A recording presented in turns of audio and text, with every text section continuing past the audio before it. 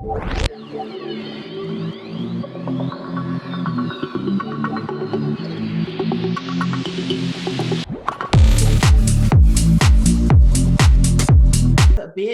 Yakuba with us tonight. Hello everybody. Good evening. So excited to be here. Yes, and Beatrice, Beatrice is our special hot seat guest for tonight. So Beatrice is a social media strategist. She is a public speaker, and there is one other thing you do as well, Beatrice, isn't there? My children they've given me a title, Mama Ja. So I manage my teen girls. So she manages her teen girls who work wonderfully with her as well. And I was talking to Beatrice in the week, and I said to her, Beatrice, would you love to come on my Tuesday Tuition hot seat and really just talk to us about, what it is that you do? I know she's just done a webinar this week, and I thought it was really apt that she came on board and really just gave us a little bit about how her service can support you in your business, whether you are starting out, whether you are looking to leverage, as I like to call it, or whether you're looking to lead as a CEO. However, your problem isn't your structure, your problem isn't your, coaching package or program, but your problem is acquiring the right social media strategy, because strategy is everything. And for me, systems are everything. Okay. Tell everybody where we met. I'd love for you to share. Yes. So I think I met you some time now. I think it's coming up to 3 years, isn't it? It is. Yes. Yeah. So I signed up for a program, and you happen to be one of the lead coaches on this program. And I was excited to find you because when it comes to the exercise part of the program, it's always the most intense part because yes. And I've never shared this, but I will. I actually went into the bathroom and cried, and because it was that tough. And then so when I got myself together and came out, you just met me and said, "Hello, lovely." And I was like, oh dear, I didn't know that. Interesting. No, you didn't know. Nobody knew. So so I told you what my concerns were, and you helped me out. So that was awesome. All right, and 3 years on from that moment of crying in the bathroom to getting out there and doing it. What are you up to today, Beatrice? Tell us a little bit about what you are doing right now. Okay. In your business. Tell us about your business. So right now, what I do is a social media strategy. I also do Facebook advertising. My girls create funnels for clients and websites, and then the video editing, that's their side of things. Yeah. But indeed, at the moment, I'm making the signature program, which is a simple online business model where I'll be coaching people. So my current offers at the moment is one-to-one. Okay. But then I'm looking to do group coaching for clients who are looking also to know some of these skills to boost their business. Beautiful. And I think for me, that is the natural progression. When people start out with their expert signature systems, one-to-one is always the best way to go, because you can test your model, can't you? You can test, what's working, what you perhaps might need to change and tweak. And then, of course, when you get to a point where you're thinking, right, I've got that sweet spot now, then you may be ready to actually leverage into groups. And I think that's awesome that you are considering doing that as well. And, tell us a little bit about the journey before you got to this point of actually knowing exactly what it is that you wanting to do, because we all didn't start out, did we, saying, right, I'm going to become a social media strategist, or I'm going to become, a money coach and a business coach for women entrepreneurs. Tell us a little bit about your backstory. Yeah, so my backstory is, who I am. I'm a mother of 3, a wife, and a faith-filled female entrepreneur. Yes. And indeed fun-loving as well. So I have been a nurse for years. I came from Ghana, West Africa, as a nurse to the United Kingdom. with all the dreams and all the aspirations of finding money on the pavement, as we normally feel back in Africa. And when I got here, surprise, surprise, there were no money on the pavement, but I had to work. Sure. I got myself to the point of becoming, what's it called? To becoming research nurse in the NHS. Okay. But as the government changed the rules at some point in the United Kingdom regarding children university fees, I realized that if I didn't do anything, not only was I missing my children, not really being part of their growing up because I have to work all the time, they were also going to bring home around about £50,000 debt university. And I came from Africa to find money to make my life better. And to think that my children would be starting off worse than I am was just something that I needed to sort out. And so I set out to find a business. I didn't set out to find a business from the beginning. I set out to go and learn. Usually get more certificates and then you get a better job and get more money. It didn't happen. So. Hence my just over broke, story earlier on. Exactly. It made me more because I got a loan to do this a degree and I didn't use. And then so I started. So I then decided that okay. At that point, doing agency nursing was popular because that made a lot of money. And then so I went into that simply because I could make some money and then as well as work around the children, which was good. But it didn't last. But when the government changed the rule again, it didn't last. So I stopped that. But at that point, I didn't want to go back to work because I really enjoyed, for some reason, I just enjoyed working the freelance type of work because I was able to do my work properly and just look after my patients. Yes. And then so moving on, when I resigned, I just met this lady on TV as I was watching, and she inspired me a lot. An entrepreneur and on Channel 4 Secret Millionaire. For me, the first time I saw her, I was excited because not only I've been watching that program, it's only men, but this time it was a woman. Yes. So I just thought, okay, why can't I also go and start a business? Absolutely. So based off, I went in search of her, searched her and everything, and saw that what she did. I started to go for business events, and then I decided to do social media, even though she does property, but I decided to do social media just so that I would be able to learn it and teach my girls as well. And fast forward, that has I've done that. That's awesome. That is absolutely awesome. And that really reminds me of someone who I've got a few words for you, who is courageous, a woman who is courageous, a woman who is resilient, and a woman who really just doesn't sit down and allow things to happen to her. So you're a woman that's motivated to take advantage of the situation regardless of what that showed you. So really, really well done. And as I say, I've known you for 3 years, Beatrice, and have watched you grow from the moment of when you first stood on the stage and you did your very first presentation and I was critiquing you and giving you support and feedback to where you are now. You have come in leaps and bounds, and that's what I love. I love to watch women grow, in confidence, to become who first and foremost God has called them to become, and secondly, to fulfill their purpose in the earth. And you found your thing, and I love that you found that thing that you are here to do, which is about empowering women and women's entrepreneurship through the channel of social media and strategy. So thank you so much for sharing that with us. I've got a couple of more questions for you, Beatrice. And one question really for you, Beatrice, is where do you see your business in maybe 3 to 5 years' time?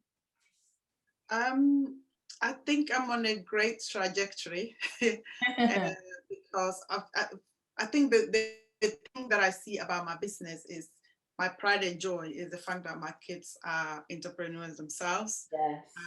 making sure that they have a pathway. So when COVID happened and kids, where it was a problem with kids having too much time on their hand, Yes. they just got on with it with their business. So yes, we are working together, which is also gives me a lot of joy, because having teenagers and being able to work with your teenage girls especially, Yes, is not absolutely. a mean thing. So that's my pride and joy. Yeah. But in terms of the business itself, I'm looking to do the group coaching.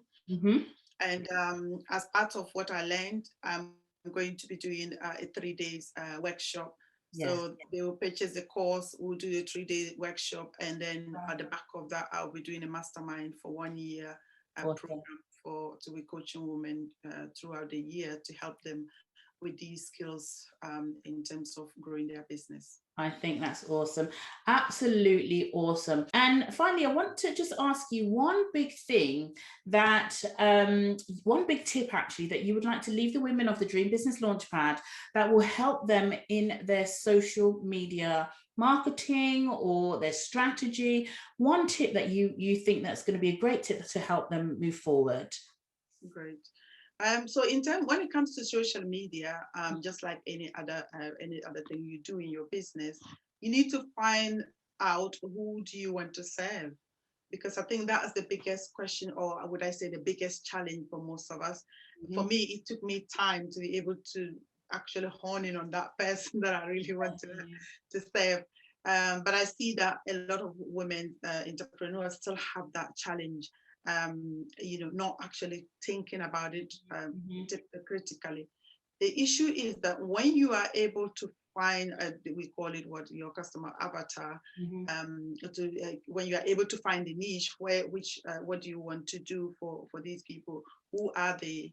Then indeed, getting the social media platform then becomes easier, because with social media, the mistake that I also see is the fact that people would start and open a lot of channels, platforms, and then you are so overwhelmed that you can't with this thing.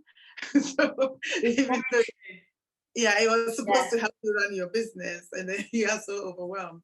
So yes, finding making sure that you know who you are talking to, where are they, and just ensure that you are there. Supposing you are a weight loss coach, for instance, Instagram is the best place, because then you are able to show images.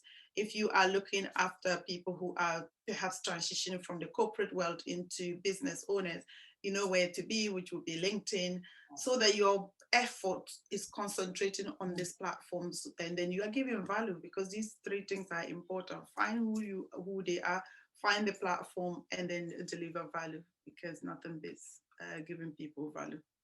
Like you do, Netty. Oh my God. The other day I was just listening to you. I'm like, oh, this coach is just giving this woman. To whom much is given, much is required, right?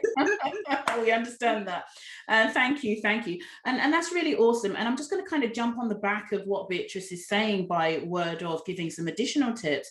And really, you talked about finding your ideal client. I like to call them my soul aligned or dream clients. And when I teach this to my clients, one of the things that I say to help them, in particular when they are looking who to serve, is they've got to consider one problem. When they're creating their expert signature systems, they can't be saying, right, I'm going to be fixing, problems for XYZ amount of people. They've got to be very specific about the problem that they are solving, and then create their system around that problem. Then, as you say, Beatrice, is find the right people on the right platforms. Because I remember when I first started, I've been in business 10 years now. And when I first started, I wanted to serve the whole wide world, because God's called me to the world. He said in Matthew 10, go into all the world, right? So I literally took that literal. And, I had to say to myself, no, because pastoring and then doing entrepreneurship and kingdom business is so different.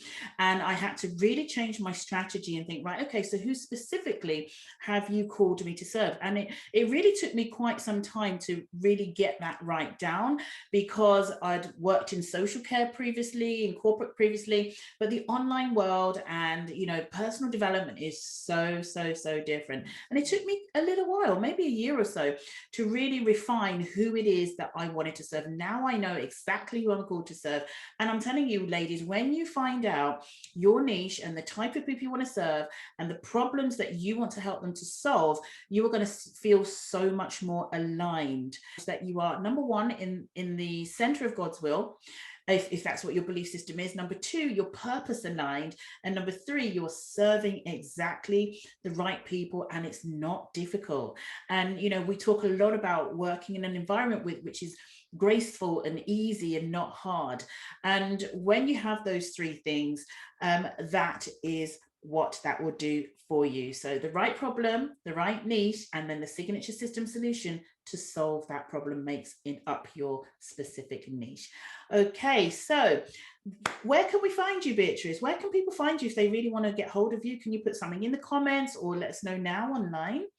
Okay, yes. So like I mentioned, when I started, the mistake I made was to be on every platform. In fact, the other day I was counting the number of platforms I was on when I started. I think I was on 7. Wow. Okay.